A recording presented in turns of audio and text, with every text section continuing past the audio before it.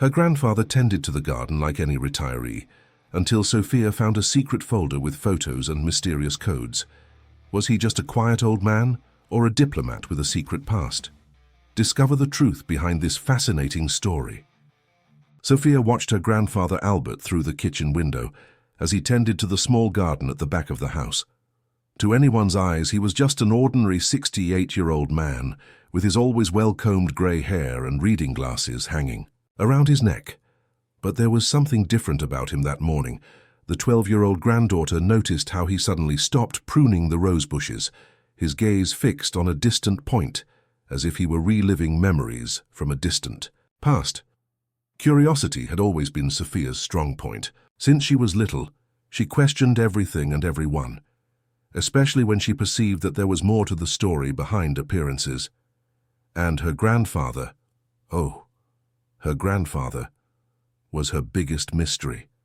As much as he tried to pass himself off as a simple retiree who devoted his days to tending his garden and reading his old books, Sophia knew there was much more to that man than he let on. That same afternoon, while organizing some old boxes in the attic at her mother's request, Sophia found something that would completely change her perception of her dear grandfather. Hidden among family albums and documents yellowed by time, a brown folder worn at the edges caught her attention. Inside it, black and white photographs showed her grandfather in different countries, always elegantly dressed, alongside important people she recognized from history books. "Sophia, lunch is ready," her mother's voice echoed through the house, interrupting her discovery. Quickly, she put the folder back where she found it, but not before taking one of the photos, the one where her grandfather appeared in front of Buckingham Palace with a serious expression and a mysterious badge on the lapel of his impeccable suit. During lunch, Sophia could barely contain her curiosity. She watched her grandfather's every move, trying to find in him traces of that mysterious man from the photographs. Albert, for his part, seemed oblivious to his granddaughter's scrutiny, concentrating on his vegetable soup while discussing with Helen the need to change the living room curtains. "Grandpa," Sophia finally broke the silence, "have you traveled?" "Much?" Albert raised his eyes from his plate, meeting his granddaughter's inquisitive gaze. For a brief moment, a different sparkle passed through his eyes, something Sophia had never noticed before. "Why do you ask, dear?" He responded naturally, but Sophia noticed a slight tremor in his voice. "It's just, today at school we talked about different countries, and I was wondering if you know any interesting places." Helen smiled, intervening in the conversation. "Your grandfather? The furthest he's traveled was to the next town to buy seeds for the garden, isn't that right, Dad?" Albert smiled enigmatically, a smile that didn't reach his eyes. "Sometimes appearances can be deceiving, my daughter," he simply replied, turning his attention back to his plate. Sophia felt her heart race. That answer, seemingly simple, carried a weight she couldn't explain. But before she could press the issue, the phone rang. Helen got up to answer it, leaving father and granddaughter alone at the table. "Sophia," Albert said quietly, leaning slightly towards her, "there are things from the past that are better left stored in the attic boxes, don't you think?" The blood froze in the girl's veins. How did he know? Her grandfather continued eating calmly, as if he hadn't said anything extraordinary. But Sophia noticed that his hands, always so steady, trembled slightly as he held his cutlery. The following morning, during recess at school, Sophia could barely pay attention to her friends' conversations. Her mind was completely focused on the discoveries of the previous day and her grandfather's enigmatic comment. It was then that Julie, her best friend, nudged her, bringing her back to reality. "Earth to Sophia, you're in La La Land today, huh?" "Sorry, Julie. Something really strange happened yesterday." Before she could continue, they were interrupted by a commotion in the schoolyard. A group of older students was surrounding Michael, a new sixth-grade boy who seemed about to cry. Sophia knew this scene well. They were the same bullies who had been tormenting the younger students for weeks. Without thinking twice, Sophia stood up to help Michael, ignoring Julie's protests. But before she could reach the group, a familiar figure appeared at the school gate. Albert was there apparently to bring the lunch Sophia had forgotten at home. However, There was something different about his posture. Her grandfather walked toward the group with a tranquility Sophia had never seen before. His presence somehow seemed to fill the entire yard. The bullies, noticing the approach of the elderly man, began to instinctively disperse, as if they sensed there was something more to this simple old man. "Sometimes," Albert said, loudly but without shouting, his voice carrying a natural authority that made everyone stop to listen, "the best way to resolve a conflict is not through force but through dialogue and mutual understanding. Did you know that in 1962, during the Cuban Missile Crisis—" He stopped abruptly as if he had said too much. The students, including the bullies, were intrigued by this mysterious figure who seemed to know so much about history and diplomacy. Sophia, watching the scene, felt her heart race. There it was again, that gleam in her grandfather's eyes, the same one she had noticed in the old photographs. Michael, still trembling, looked at Albert with admiration. The bullies, for their part, seemed disconcerted, as if for the first time they were really thinking about their actions. Sophia couldn't believe what she was seeing. Her grandfather had diffused a tense situation without raising his voice or making any threats, just with his presence and carefully chosen words. That afternoon, when Sophia returned home, she found her grandfather in his usual place in the garden. But now she saw him with different eyes. He wasn't just an old man tending to his roses. He was a man who carried with him stories and experiences she could hardly imagine. "Grandpa," she said, sitting beside him on the garden bench, "what happened today at school? You've done that before, haven't you? Resolve conflicts like that?" Albert remained silent for a few moments, his eyes fixed on the roses he loved so much. Finally, turning to his granddaughter, he answered with an enigmatic smile. "Let's just say I learned over the years that the right words, said at the right time, can be more powerful than anything else." Sophia felt she was just beginning to unravel the mysteries surrounding her grandfather. This was just the beginning of a much bigger story, and she could hardly wait to discover more. What else did this seemingly ordinary man hide behind his facade of gardener grandfather? What other secrets were waiting to be revealed?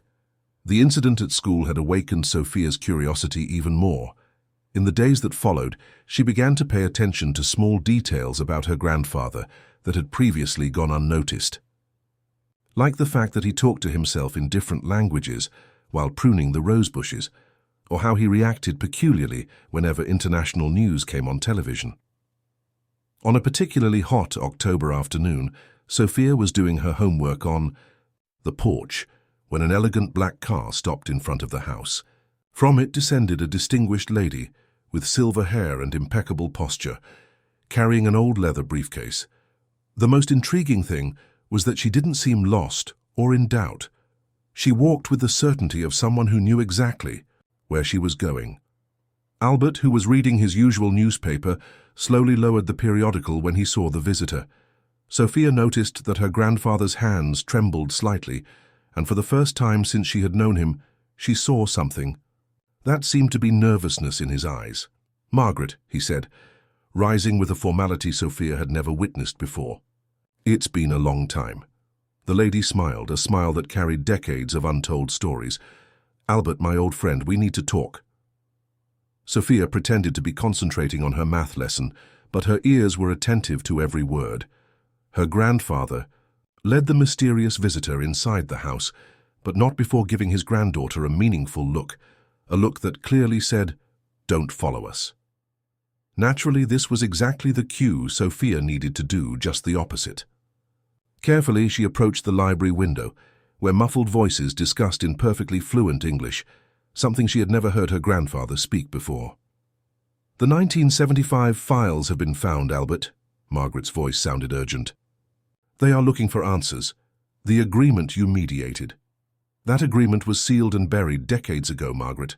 Albert's voice sounded different, firmer, somehow younger. "All parties involved agreed to maintain silence. But the new generations want to know the truth. The press has started asking questions. We need your help once more." Sophia felt her heart race. What agreement could that be? What truth had her grandfather helped to hide? Before she could hear more, a noise in the kitchen made her jump. Her mother had arrived home from work earlier than expected. "Sophia? What are you doing there?" Helen asked, surprised to find her daughter near the library window. I was looking for my pencil. I think it fell around here," Sophia improvised, mentally thanking the fact that she had inherited her grandfather's quick thinking ability. At that moment, Albert and Margaret came out of the library. Helen stopped when she saw the visitor, her eyes widening in recognition. "Mrs. Thompson, is that really you?" Margaret smiled affectionately. "Helen, dear, you were just a girl the last time we met. Do you still have that stamp collection I gave you?" Sophia watched her mother blush slightly. "Of course. I've kept it with great care. But what are you doing here after so many years?" "Just a courtesy visit to an old friend," Margaret responded naturally, but Sophia noticed the exchange of glances between her and her grandfather. "Unfortunately, I must go. I have a flight to London in a few hours." After Margaret left, dinner was served in an unusual silence. Helen seemed lost in thought, while Albert kept his eyes fixed on his plate, as if each forkful required his total concentration. "Mom," Sophia finally broke the silence, "how do you know Mrs. Thompson?" Helen smiled, her eyes shining with old memories. "She used to visit our house when I was a child about your age. She always brought wonderful gifts from different countries. I remember once she gave me a collection of rare stamps." "And why did she visit you?" Sophia insisted, noticing how her grandfather became increasingly tense. "Actually," Helen frowned as if realizing for the first time something strange, "I never really knew. Dad, why did Mrs. Thompson visit us so often?" Albert cleared his throat, taking a sip of water before answering. "She was a colleague from work, from when I worked at the ministry." "You worked at the ministry?" Sophia asked, unable to contain her surprise. "It was a long time ago," Albert answered vaguely, rising from the table. "If you'll excuse me, I need to water the roses before it gets dark." Sophia and Helen exchanged confused looks. Even her mother, who had grown up in that house, seemed to be discovering that there was much more to Albert than she had imagined. That night, Sophia couldn't sleep. The words she had heard through the library window echoed in her mind. Determined to discover more, she waited for everyone to fall asleep and, with the help of her cell phone flashlight, went up to the attic again. The brown folder she had found days before was still there, but now Sophia noticed something she hadn't seen before. There was a series of numbers engraved on the side, almost invisible from where. They looked like geographical coordinates. As she examined more documents, an envelope fell from inside the folder. In it, an old letter dated 1975 began with the words, "Dear Ambassador Silver." Ambassador? Her grandfather had been an ambassador? Sophia felt her hands tremble as she continued reading. The letter mentioned a delicate negotiation between two countries, an agreement that needed to be kept confidential to avoid an international crisis. A creak on the attic stairs made Sophia freeze. Quickly she put everything back in place, but when she turned to leave, she came face to face with her grandfather. Albert was standing at the entrance to the attic, still dressed in his sleeping robe, but his posture was different. He was no longer the gardener grandpa. There stood the man from the photographs, the diplomat, the international negotiator. "I think it's time we had a talk, my dear," he said, his voice calm but firm. "There are things about the past that you need to know. But first, I need to be sure that you understand the importance of confidentiality." Sophia nodded, her heart beating fast. Finally, the pieces of the puzzle were starting to fit together, but she had the feeling that the revelations to come would be even more surprising than everything she had discovered so far. Albert gestured for her to follow him to the library. As they descended the stairs, Sophia noticed that her grandfather walked differently. His steps were firmer, his posture more upright. It was as if, in deciding to reveal his past, he was also letting fall a mask he had worn for years. "Before I begin," he said, sitting in his favorite armchair, "I need you to understand something. Some truths are like those roses in the garden. They need to be cultivated carefully and protected from the elements until the right time to bloom." Sophia settled on the sofa, preparing to hear the stories her grandfather had kept for so long. Little did she know that this would be just the first of many nights of revelations that would forever change her understanding of family, secrets, and the true meaning of serving a purpose greater than oneself. The house library had always been a special place for Sophia. Since she was little, she had been enchanted by the shelves that went from floor to ceiling, filled with old books and curious objects that her grandfather collected. But that night, the room seemed different. The shadows cast by the lamplight danced on the walls, creating an almost mystical atmosphere as Albert rose to light the fireplace. "Where should I begin?" he murmured, more to himself than to Sophia. His fingers absent-mindedly traced the spine of an old atlas before turning to his granddaughter. "Perhaps at the beginning. Do you know why I love taking care of the garden so much?" Sophia shook her head, curious about the apparent change of subject. "Because gardens are like diplomatic relations," he continued, a smile appearing on his face. "They require patience, attention to detail, and most importantly, the ability to understand that each plant has its own time to bloom, just as each negotiation has its right moment to happen." Albert walked to one of the shelves and pressed something on the side.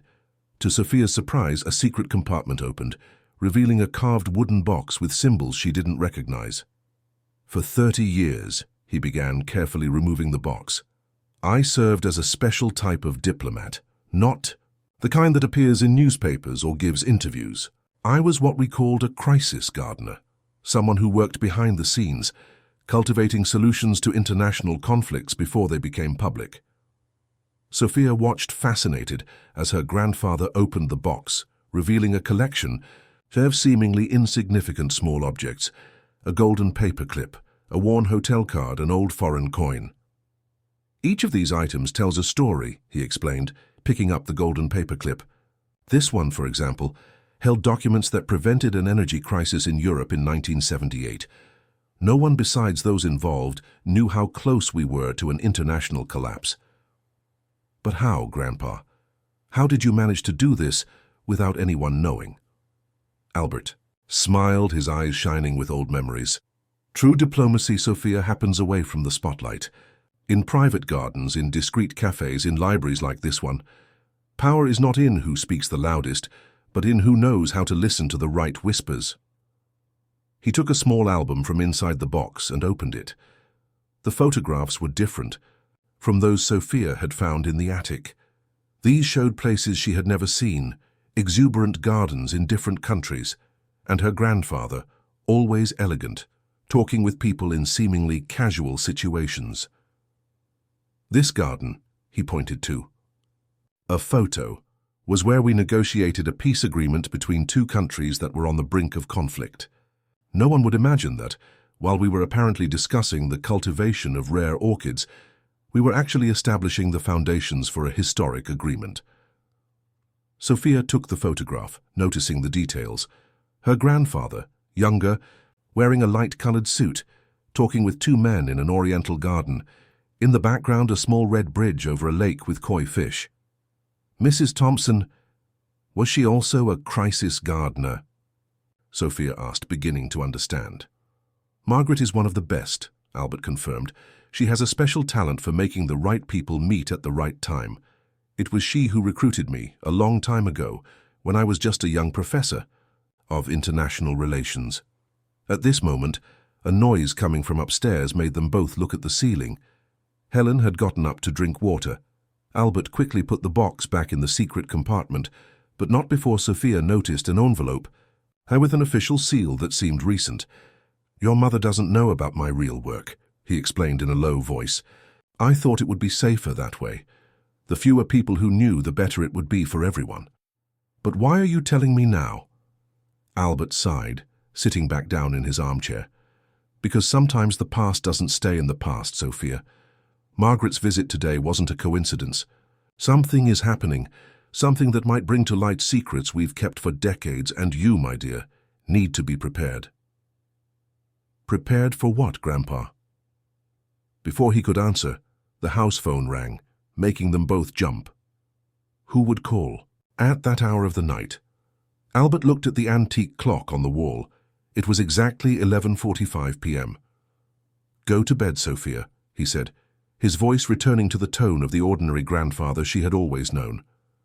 "We'll continue our conversation tomorrow." But Sophia knew she wouldn't be able to sleep, not after everything she had discovered. As she climbed the stairs, she heard her grandfather answering the phone and speaking in a language that seemed to be Mandarin. The next morning, during breakfast, everything seemed normal. Albert read his newspaper as always, commenting on the weather with Helen. But Sophia noticed there was a new rose in the vase on the kitchen table, a variety she had never seen before of an unusual silver-blue hue. "It's beautiful, isn't it?" her grandfather commented, noticing her gaze. "A gift from an old friend in Beijing. They say this species only blooms when great changes are coming." Sophia swallowed hard, understanding the veiled message.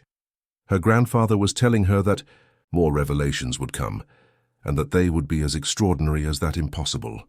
At school that day, Sophia could barely concentrate on her classes. Her mind was filled with images of secret gardens, disguised diplomatic meetings, and codes hidden in seemingly common objects. During recess, while her classmates discussed the latest episode of a popular series, she observed the school garden with different eyes, wondering how many other crisis gardeners existed around the world, cultivating peace behind the scenes of history. But a surprise awaited her when she returned home. Standing in front of the gate was a young mailman she had never seen before, holding an envelope identical to the one she had glimpsed in her grandfather's box the night before. "Delivery for Ambassador Silver," he said in English with an indefinable accent. Sophia took the envelope, noticing its unusual weight and the official seal that shone under the afternoon sun. When she entered the house, she found her grandfather in the garden, but he wasn't alone. A young Asian woman, elegantly dressed, was talking with him in a low voice as they admired the roses. Albert raised his eyes when he saw his granddaughter approaching with the envelope. And for a moment, Sophia saw that same gleam she had noticed in the old photographs, the gleam of someone who knew that a new mission was just beginning. The envelope weighed in Sophia's hands as she watched her grandfather talking with the mysterious visitor. The woman had an elegant posture and delicately held one of the silver-blue roses from the garden, examining it with scientific interest. "Ah, Sophia," Albert smiled when he saw her approach. "Come and meet Dr. Lin. She's an expert in rose hybridization and an old friend." Sophia noticed the small pause before the last words. After the revelations of the previous night, she was beginning to understand that old friends in her grandfather's vocabulary meant something much more complex. "It's a pleasure to meet you, Sophia, Doctor." Lin smiled warmly. "Your grandfather has told me a lot about you, especially about your natural curiosity and your capacity for observation." Sophia blushed slightly, extending the envelope. "This just arrived for you, Grandpa. The mailman said it was for Ambassador Silver." Albert and Dr. Lin exchanged a quick but significant look. The smile on the visitor's face didn't change, but her eyes became more alert. "Why don't we go in for some tea?" Albert suggested, tucking the envelope into the inside pocket of his jacket with studied naturalness. "Sophia, could you help us with that special jasmine blend of yours?" In the kitchen, while preparing the tea, Sophia could hear fragments of the conversation in Mandarin coming from the living room. Although she didn't understand the language, the tone was clearly urgent. When she returned with the tray, the conversation smoothly changed to English. "So, Sophia," Dr. Lin began, accepting a cup, "your grandfather told me that you discovered some of his old hobbies." "Are you also a crisis gardener?" Sophia asked directly, making Dr. Lin almost choke on her tea. "I see you're already using our terminology," she laughed, recovering. "Yes, you could say that I am, although my specialty is a bit different from your grandfather's. While he is a master at cultivating solutions, I am more of a cataloguer." Albert got up and went to his bookshelf, taking down a heavy volume on botany. Upon opening it, Sophia realized it wasn't really a book, but a disguised box. From inside, he took out the envelope Sophia had delivered and another document. "What do you see here, Sophia?" he asked, showing the two envelopes side by side. Sophia examined them carefully. At first glance, they seemed identical. Same official seal, same type of paper, same addressing format. But then she noticed The new envelope had a tiny blue dot in the lower right corner, almost imperceptible. "There's a blue dot on this one," she pointed out. "Excellent," Dr. Lin exclaimed. "She has the eyes of a true gardener, Albert." "What does it mean?" Sophia asked, her curiosity increasing. "It means that we have a delicate problem to solve," Albert answered, his voice assuming that professional tone that Sophia was still getting used to hearing. "Someone is trying to replicate our official correspondence. The envelope you brought is a very good imitation, but it's not authentic." "Like the roses," Sophia murmured, an idea forming in her mind. "It's like that story you told me about hybrid roses. Some may look identical, but only an expert knows how to identify the real one." The two adults looked at her with evident approval. "Exactly," Dr. Lin agreed, "and that's why I'm here. We need to find out who is trying to access our communication network and why." "Does our network still use the rose system?" Albert asked, a tone of concern in his voice. "Yes, but it has been adapted. Now each variety corresponds to a new security protocol. The silver-blue rose, for example, is the signal to activate the Lotus protocol." Sophia watched fascinated as the two discussed coding systems and security protocols, all camouflaged in gardening terms. It was as if an entire world of hidden meanings was revealing itself before her. "Sophia," her grandfather suddenly turned to her, "do you remember that situation at school, with the bullies?" "Yes, when you made them stop just by talking. That was a basic example of what we do. Resolving conflicts not through force, but through understanding and strategic communication. Sometimes a well-placed word can do more than 1,000 actions." Dr. Lin nodded. "And that's why we need your help, Sophia." "My help?" Sophia asked, surprised. "Yes," the rose specialist continued. "You have something that we veterans have. Lost a bit. A fresh look. You see things that we might miss, like the blue dot on the envelope." Albert got up and went to the window, thoughtfully observing his garden. "Besides, whoever is trying to infiltrate our network would probably not suspect a 12-year-old girl." "But isn't it dangerous to involve Sophia in this?" a voice came from the living room door. Helen was standing there, a worried expression on her face. How long had she been listening? "Helen," Albert began, but his daughter interrupted him. "No, Dad. I always knew there was something different about your work at the ministry. The foreign gifts, the mysterious visits, the long trips when I was a child. But I never imagined it was something so complex. And now you want to involve my daughter?" "Mom," Sophia stood up. "It's not like that. Grandpa is just teaching me about secret international diplomacy, about codes hidden in roses. Sophia, you're 12 years old." "The same age you were," Dr. Lin intervened gently, "when you started collecting those stamps. Stamps that, if you remember well, had coded messages in their watermarks." Helen stopped, her eyes widening in understanding. "The stamps? So they weren't just gifts?" "You helped us a lot back then, even without knowing it," Albert smiled at his daughter. "Your observations about the details of the stamps allowed us to identify several forgery attempts. So I was also a gardener." "One of the best," Dr. Lin confirmed, "even if you didn't know it." Helen sat heavily on the sofa, decades of memories being reinterpreted in a new light. Sophia approached her mother, holding her hand. "Mom, I want to help. Not because it's dangerous or secret, but because it's important. Grandpa showed me how words and understanding can make a difference, how small actions can prevent big problems." Albert watched the scene with watery eyes. His daughter and his granddaughter, 3 generations of a family that in different ways served a greater purpose. "Besides," Sophia added with a mischievous smile, "someone needs to help Grandpa maintain his disguise as a simple retired gardener. He almost gave himself away the other day when he started talking about the Cuban Missile Crisis at school." Everyone laughed, breaking the tension of the moment. But Sophia knew that this was just the beginning. The fake envelope, the Lotus protocol, the codes in the roses, everything indicated that a new mission was beginning, and this time she would officially be a part of it. Dr. Lin took a small brooch in the shape of a rose from her bag. "So, Sophia, are you ready for your first official lesson in diplomatic gardening? The rose-shaped brooch that Dr. Lin had given to Sophia discreetly shone on her collar as she walked through the corridors of her school the next morning. It looked like a common accessory, but the girl knew it was much more than that. It was her first official instrument as an apprentice diplomatic gardener. The brooch is not just a symbol, Dr. Lin had explained the night before. It's a constant reminder of our first rule. Subtlety is our greatest ally. The rarest roses often hide among the common ones. Sophia could still feel the weight of her mother's words before leaving home that morning. Helen, after a long conversation with Albert and Dr. Lin, had finally agreed to her daughter's involvement, but not without establishing some conditions.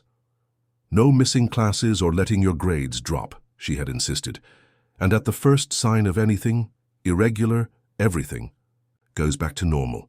Now sitting at her desk during history class, Sophia observed her teacher with new eyes. Ms. Carmen was explaining about the Cold War, and Sophia couldn't help but smile, thinking about how much her grandfather could contribute to that class. "Can anyone tell me why diplomacy was so important during this period?" asked Ms. Carmen. Sophia raised her hand instinctively, but before she could answer, an unusual movement in the corridor caught her. Her attention. Through the door window, she saw a man in a grey suit walking hurriedly, carrying a briefcase very similar to the one she had seen in her grandfather's attic. The brooch on her collar seemed to warm slightly, another of its secrets. As Dr. Lin had explained, the accessory was sensitive to certain radio frequencies used in specific communication equipment. "Sophia?" Ms. Carmen's voice brought her back. "You were going to say something about diplomacy?"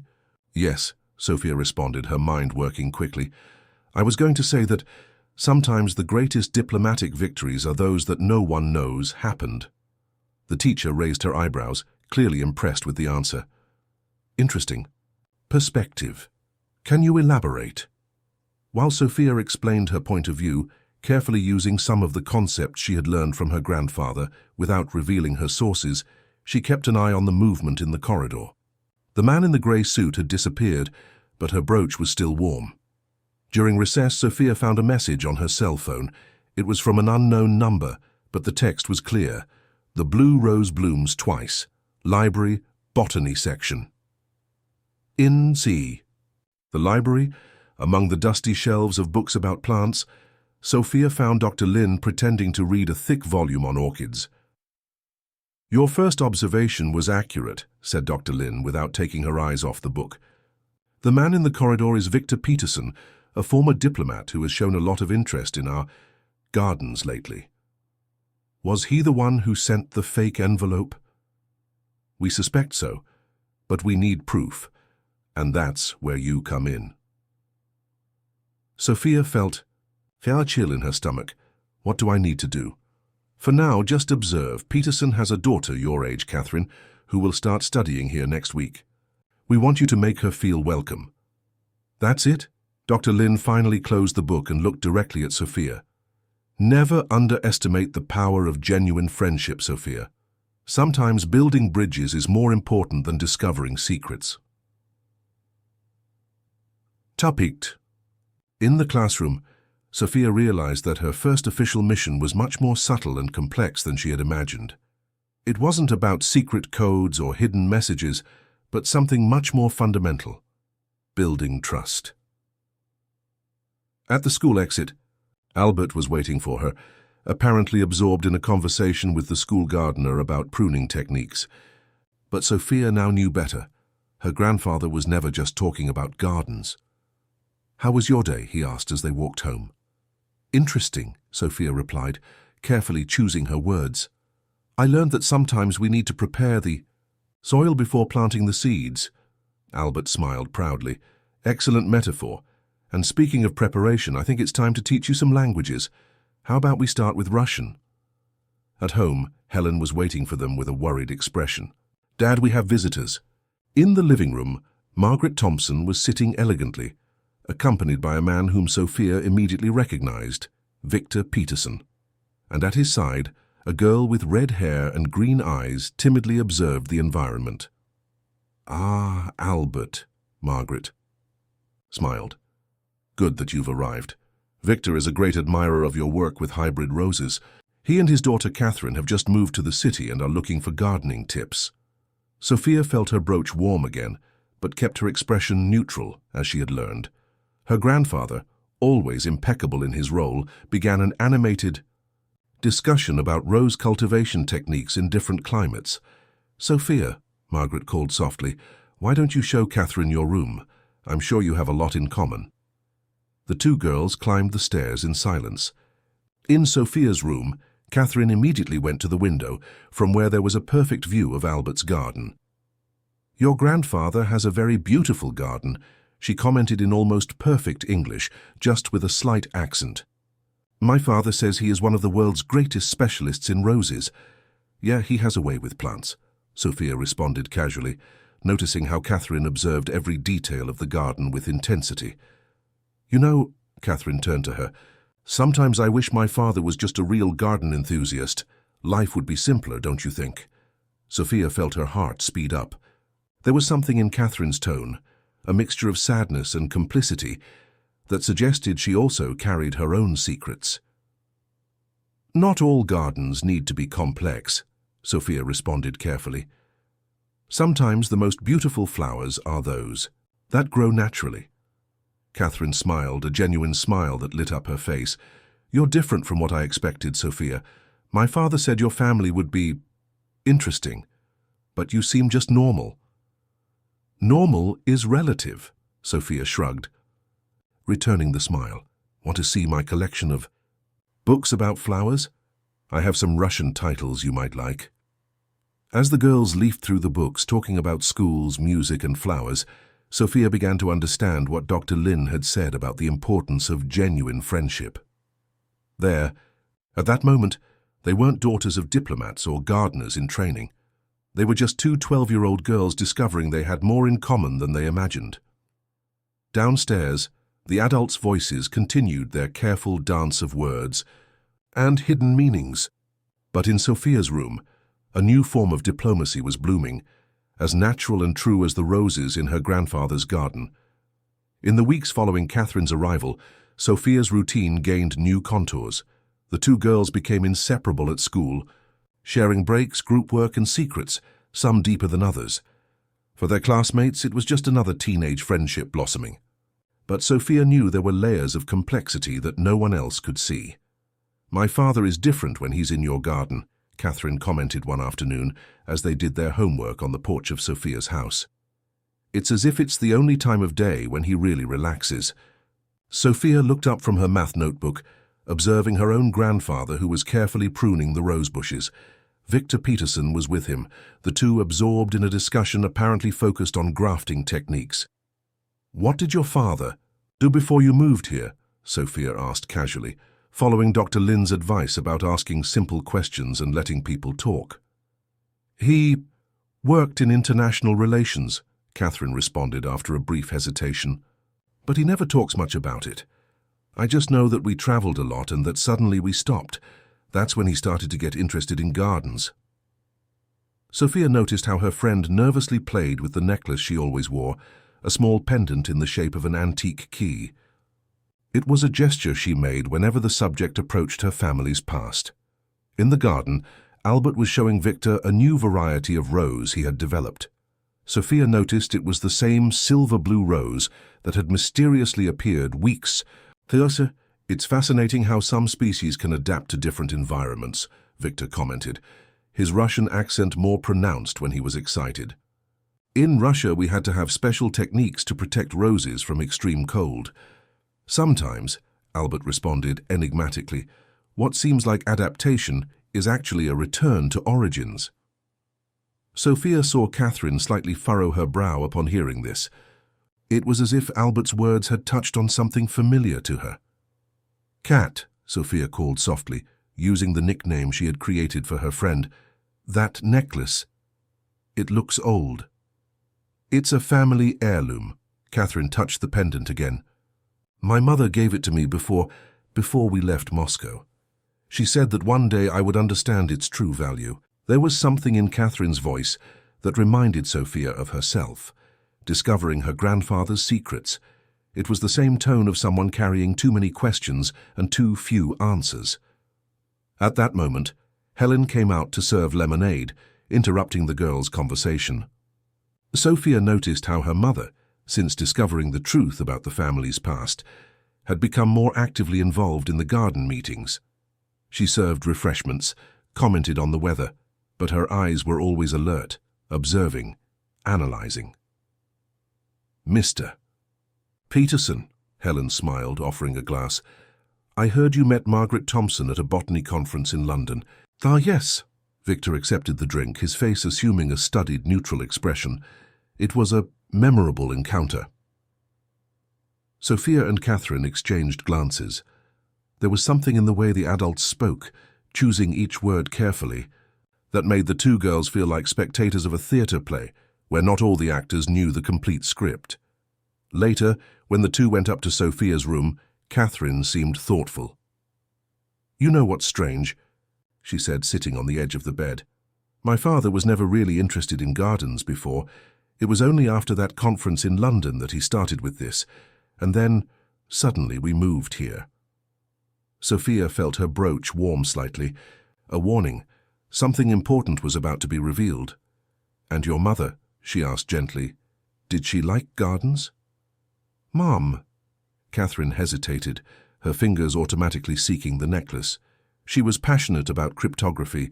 She used to teach me codes and puzzles when I was younger. She said that some messages can only be read by those who know where to look." Sophia felt her heart race. Cryptography, codes, the key-shaped necklace. The pieces were starting to fit together in a way she hadn't expected. "Kat," Sophia began, carefully, "have you ever tried to open that necklace?" Catherine's green eyes widened slightly. "How did you—" But before she could complete the question, they heard footsteps on the stairs. It was Dr. Lin, who apparently had arrived without them noticing. "Girls," she smiled from the door. "Good to find you here. Catherine, your father is asking for you, and Sophia, your grandfather, needs help with some translations." As Catherine descended the stairs, Sophia noticed that Dr. Lin was discreetly holding an envelope, very similar to the one that had arrived weeks ago. But this time, there was no blue dot in the corner. There was a tiny golden rose, almost invisible. "Sophia." Dr. Lin spoke softly when they were alone. "Sometimes the answers we seek are closer than we imagine, and sometimes we need to help others find their own truths." "Her necklace," Sophia began. "It's a key," Dr. Lin confirmed, "but not just in the literal sense. Catherine and her father are looking for something, just as we are. The question is, are we all looking for the same thing?" Sophia looked out the window, where she could see Victor and Catherine saying goodbye to everyone. Her father seemed tense, worried, while Catherine cast a meaningful last glance at Sophia's room. "Tomorrow," Albert said aloud, "we'll continue our discussion about rose hybridization. I have some old books that might interest you, Victor." Sophia realized that it wasn't just books her grandfather was offering. It was a chance to continue the diplomatic chess game that was unfolding in his garden. And now, with the revelation about Catherine's necklace, a new piece had been added to the board. The next morning, during history class, Sophia couldn't take her eyes off Catherine's necklace. The small key-shaped pendant shone discreetly under the light coming through the classroom windows, as if blinking in Morse code. Her friend seemed more distracted than normal, scribbling complex patterns in the margin of her notebook. "Have you ever tried to draw it?" Sophia whispered when the teacher turned to write on the board. Catherine looked at her with surprise. "What?" "The necklace. Sometimes drawing something helps us see details we didn't notice before." A gleam of understanding passed through Catherine's eyes. Without saying anything, she turned to a clean page in her notebook and began to draw the pendant with meticulous care. Sophia watched fascinated as the details emerged on the paper, tiny engravings that seemed to form a pattern, small symbols that could be letters or numbers. "It's amazing how I never noticed this before," Catherine murmured, more to herself than to Sophia. "Mom always said that truth is in the details, but I never—" The recess bell interrupted her thoughts. While the other children ran to the yard, the two friends remained in the classroom, absorbed in the drawing. "Kat," Sophia began carefully, "you said your mother liked cryptography. Did she ever teach you anything about keys?" "She used to say that every important message needs two keys," Catherine answered, her fingers tracing the contours of the drawing. "One to protect and another to reveal. But I always thought it was just a fun way of talking about the puzzles we did together." Sophia felt her brooch warm slightly. A signal. There was something important there. What if... She hesitated, choosing her words carefully. What if it wasn't just a metaphor? Before Catherine could answer, a movement at the door caught the attention of the two. Victor Peterson was standing there talking with Albert in a low voice, which was strange since her grandfather was supposedly at home tending to the garden. "Papa?" Catherine called, surprised. Victor entered the classroom with a smile that didn't reach his eyes. "Ah, there you are, dear. I was showing Mr. Thomas our new greenhouse. I thought of inviting Sophia to see it too." Albert, standing at the door, made an almost imperceptible gesture with his hand, one of the signals he had taught Sophia. "Danger?" "Not exactly. Caution." "That would be great," Sophia responded with studied enthusiasm. "Kat talks so much about this greenhouse." On the way to the Petersons' house, Sophia noticed how her grandfather and Victor maintained an apparently casual conversation about cultivation techniques. But there was an underlying tension in every word. The greenhouse was at the back of an elegant but discreet house. It was an impressive structure, all in glass and metal, filled with exotic plants. But what most caught Sophia's attention were the roses, dozens of varieties, including some that she recognized from her grandfather's garden. "Magnificent, isn't it?" Victor smiled, genuinely proud. "Each rose here has a story to tell."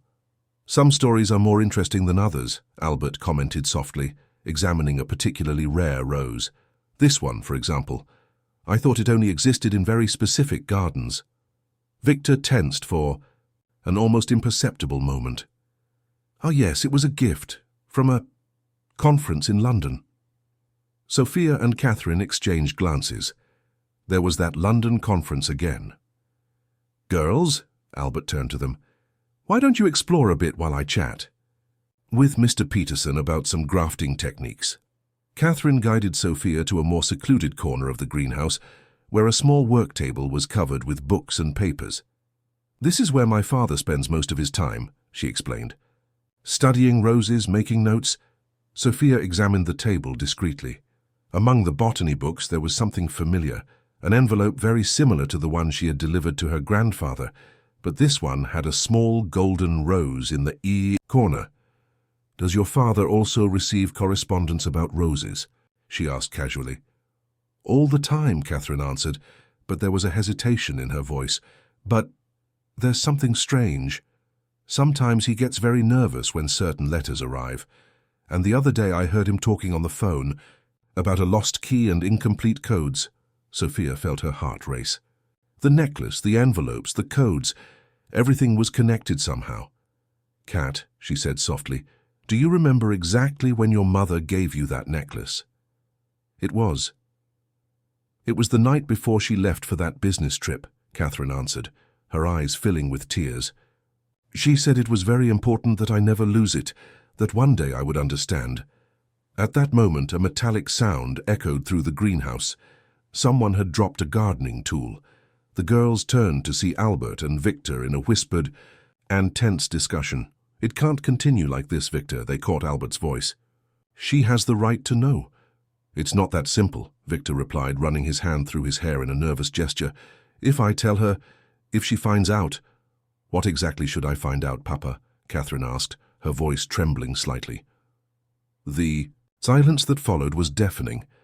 Victor looked at his daughter as if he really saw her for the first time in a long time, his eyes fixed on the necklace, and something in his expression changed. "Perhaps," Albert said gently, "it's time for some roses to finally bloom." Sophia felt her brooch warm once more, but now it was different. It wasn't a warning. It was a sign that something important was about to happen. The truths, like the rarest roses, were about to reveal themselves. The air inside the greenhouse seemed thicker as Victor Peterson walked to a small desk in the corner. With slightly trembling hands, he opened a drawer and took out a carved wooden box, very similar to the one Albert kept in his library. "Catherine," he began, his voice laden with emotion, "your mother wasn't just a cryptography expert. She was one of the best gardeners that ever existed." Sophia felt her brooch warm softly, a confirmation. Beside her, Catherine was motionless, her eyes fixed on the box in her father's hands. "Like Mr. Thomas and Dr. Lin," Victor continued, "your mother was part of an international network dedicated to solving conflicts behind the scenes. She was especially talented at creating undetectable communication systems." "The roses," Catherine whispered, understanding dawning on her face. "Is that why she always said flowers carried messages?" Victor nodded, opening the box. Inside were photographs, documents, and, to Sophia's surprise, a preserved silver-blue rose, identical to the one her grandfather cultivated.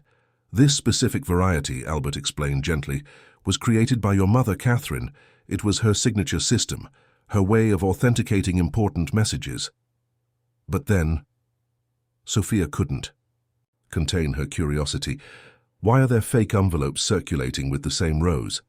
Victor looked at Albert, who made a small gesture of approval. "It was time for the complete truth.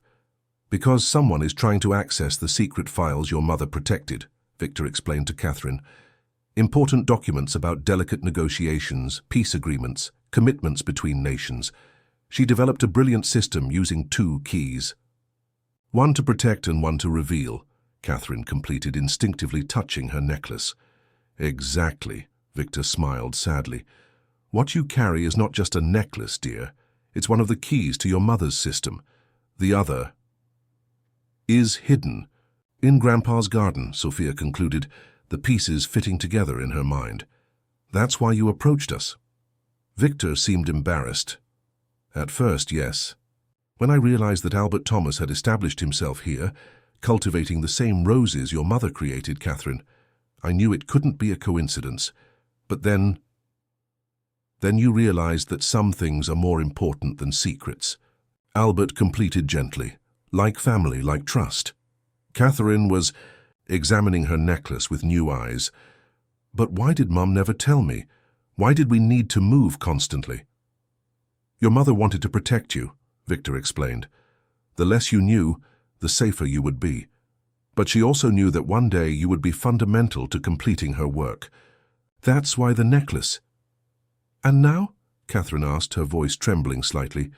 "What happens now?" "Now," Dr. Lin said, appearing silently at the entrance to the greenhouse, "we complete the circle." Everyone turned in surprise. She wasn't alone. Margaret Thompson was with her, and in her hands was an envelope with the golden rose. "Victor is right," Margaret said, advancing into the greenhouse. "There are people trying to access the files protected by your mother, Catherine, but not to use them, to preserve them." "The conference in London," Sophia murmured, another piece fitting in. "That's where it all started to change, wasn't it?" "That's where your mother approached us," Margaret confirmed, looking at Catherine. "She knew she needed to ensure that her work remained protected, but also that the right information could be accessed when necessary. That's why she created the 2-key system. And that's why she chose Mr. Thomas," Victor added. "She knew that Albert was the only one who could cultivate her special roses, the roses that carry part of the code in their own DNA." Sophia looked in wonder at her grandfather. All that dedication to the garden, all those hours caring for the roses, it wasn't just a hobby or a cover, it was part of something much bigger. "But I still don't understand," Catherine said. "Why now? Why reveal all this now?" Dr. Lin approached, placing a gentle hand on Catherine's shoulder. "Because the time has come for a new generation of gardeners to take on the responsibility. And you, my dear, just like Sophia, have a natural gift for this." "Like the silver-blue rose," Albert smiled. "That only blooms when it's ready, no matter how long it takes." Sophia observed her friend processing all that information. Catherine's face went through a series of emotions: surprise, understanding, determination.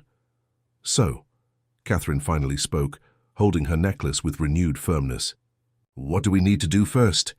First, Margaret answered with an enigmatic smile, we need to teach you the true art of diplomatic gardening. And believe me, it goes far beyond cultivating roses.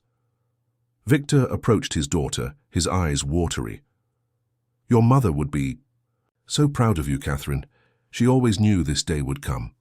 Sophia felt her brooch warm one last time, but now it was a comforting warmth, like a hug.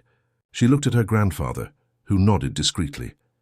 A new phase was beginning, not just for her and Catherine, but for the entire network of diplomatic gardeners. And as the afternoon sun filtered through the greenhouse glass, making the silver blue, roses shine like stars.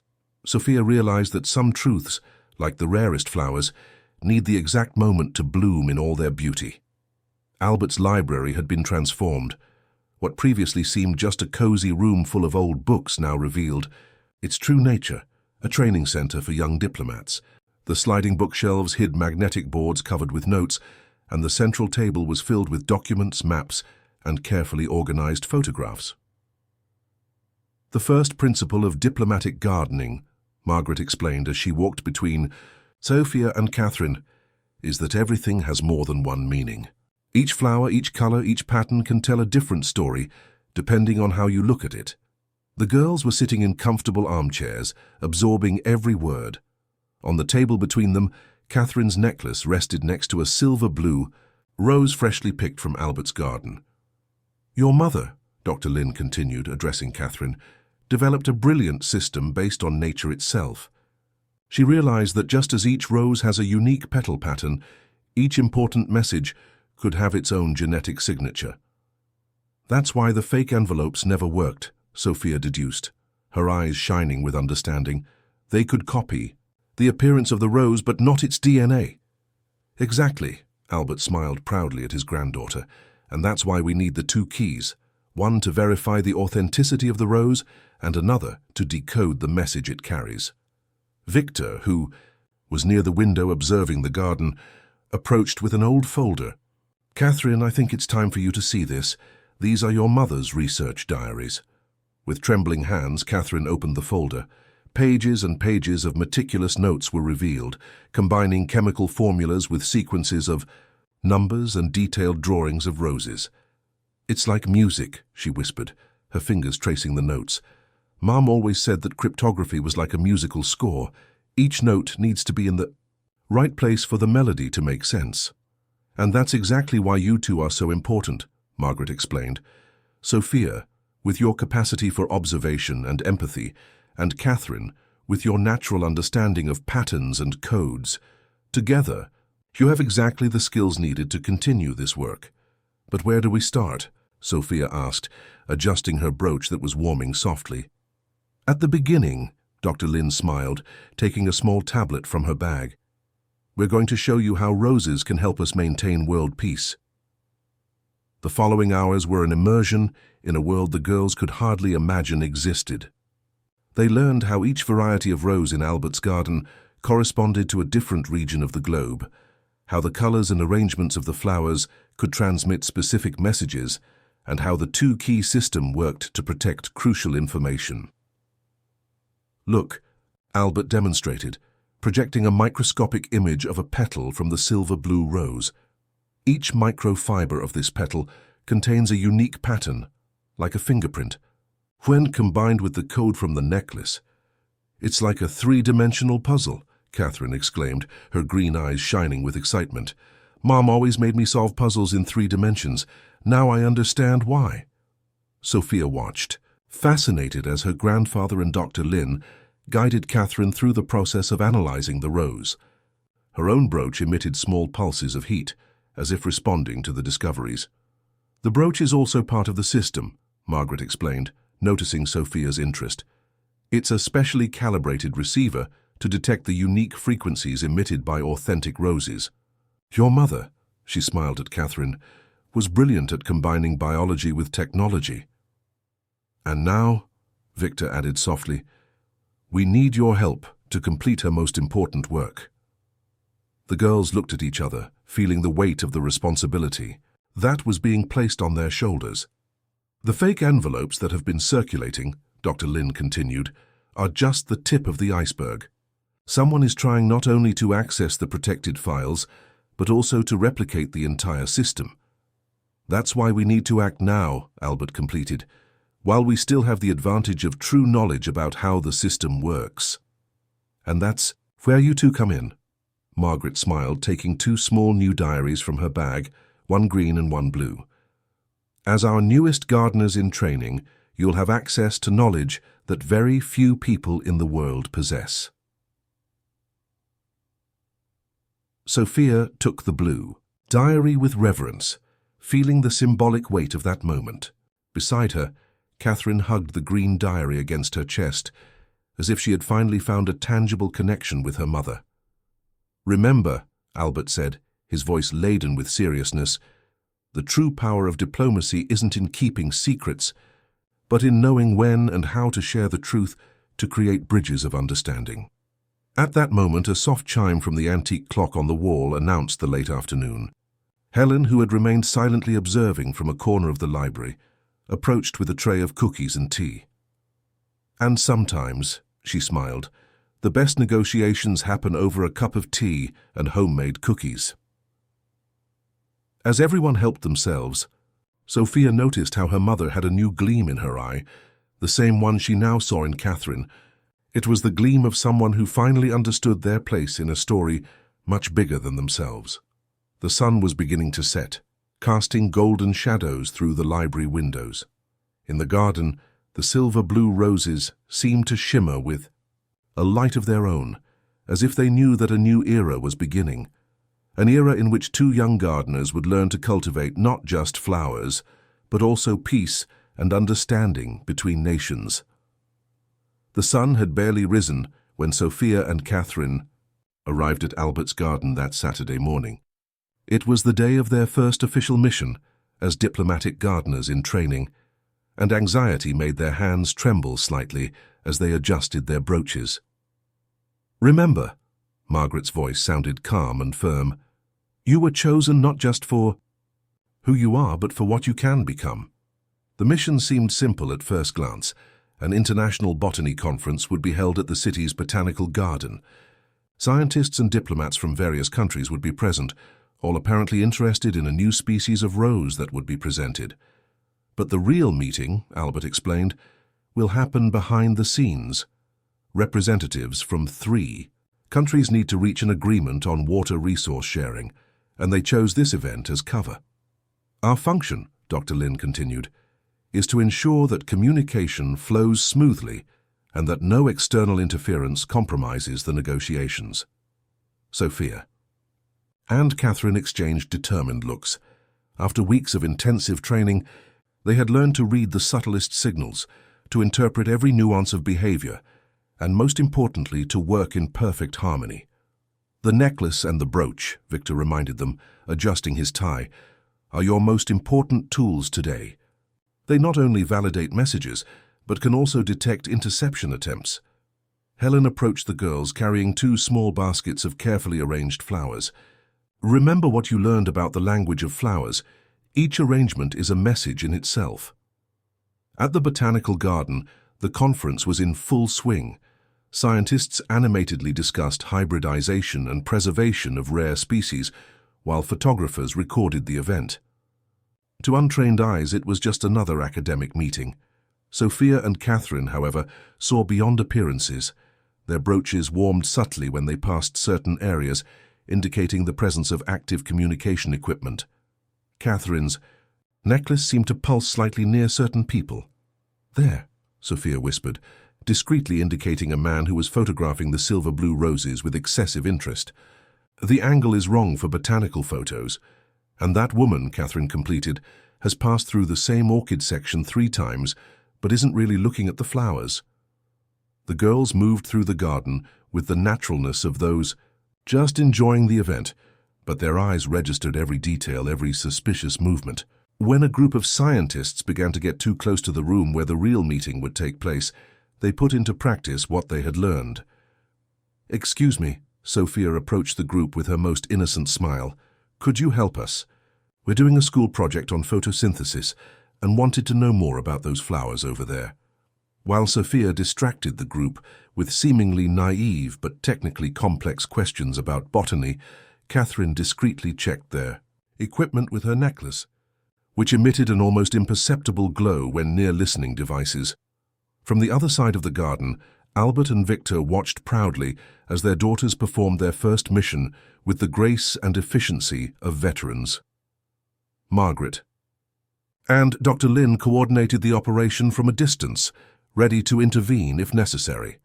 "They're natural at this," Helen commented, joining the group. "Just like I was, right, Dad?" Albert smiled, remembering how his own daughter, without knowing, had helped in so many important missions through her stamp collection.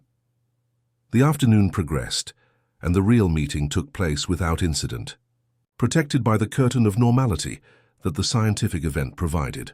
The girls continued their vigilance, using the knowledge about flowers and diplomacy they had acquired to keep potential interferences at a distance. "Sophia," Catherine called softly, indicating movement near the orchid house, "I think we found our golden rose." An elegant woman had just arrived at the event, carrying a briefcase that Sophia immediately recognized. It was identical to the one they had found in the attic weeks ago.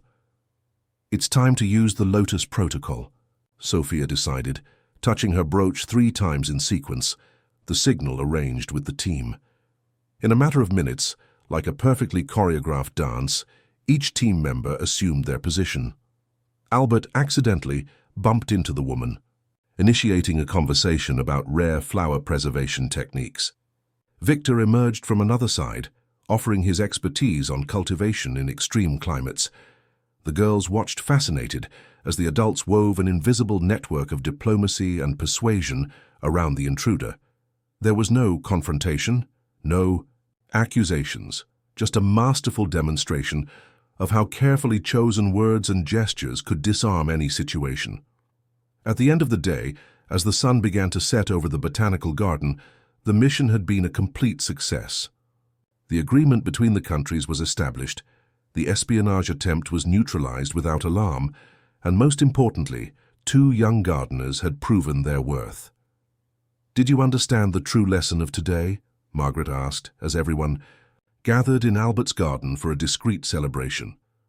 "That the best victories are those that no one knows happened," Sophia ventured. "That true strength is in preventing conflicts, not in winning them," Catherine completed. "All of that," Dr. Lin smiled, "and something more. You learned that the most important legacy we can leave is not the secrets we keep, but the bridges we build." Helen served hot chocolate for everyone, a tradition that now carried a new meaning. As conversations flowed smoothly around the garden table, Sophia looked at her grandfather, who was carefully pruning a new silver-blue rose cutting. "You know, Grandpa," she said softly, "now I understand why you always said that a garden is more than just flowers." "And you, my dear," he replied with shining eyes, "are more than just a gardener. You are a peace builder, just like your friend." Catherine, who was playing with her necklace while talking with her father, smiled upon hearing this. The 2 friends exchanged a knowing look. They knew this was just the beginning of their journey as diplomatic gardeners. In the sky, the first stars were beginning to appear, and in the garden, the silver-blue roses shone with a light of their own, as if celebrating the flowering not just of flowers, but of a new generation of peace guardians. And so, between roses that kept secrets and friendships that built bridges, Sophia and Catherine discovered that sometimes the greatest adventures are not those full of action and danger, but those that transform hearts and minds, one garden at a time. Dear listeners, we hope that Anthony's journey and his apprentices has touched your hearts and shown that true transformation begins with small gestures and big dreams. If this story about purpose, mentorship, and renewal resonated with you, don't forget to subscribe to our channel and share your own transformation stories in the comments. Every day, we bring narratives that explore the power of change and perseverance. We want to know, what was the moment in your life when an unexpected person changed your perspective? Tell us in the comments and be part of this community of dreamers and achievers.